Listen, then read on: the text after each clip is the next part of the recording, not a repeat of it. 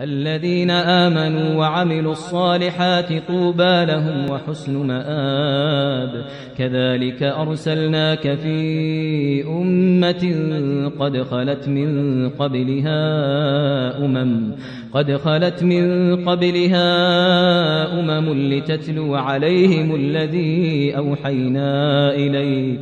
لتتلو عليهم الذي أوحينا إليك وهم يكفرون بالرحمن قل هو ربي لا إله إلا هو عليه توكلت وإليه متاب ولو أن قرآنا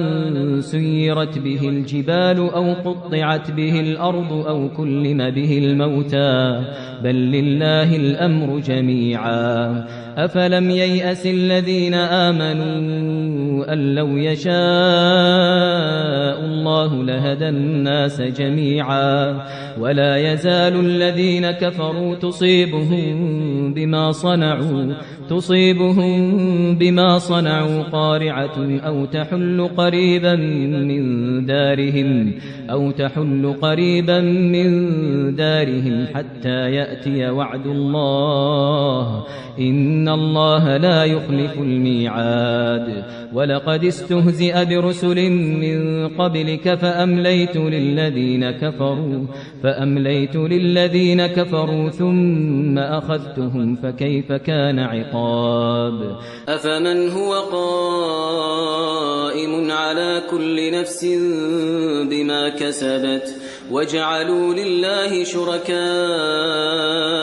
قل سموهم أم تنبئونه بما لا يعلم في الأرض أم بظاهر من القول بل زين للذين كفروا مكرهم وصدوا عن السبيل ومن يضلل الله فما له من هاد لهم عذاب في الحياة الدنيا ولعذاب الآخرة أشق وما لهم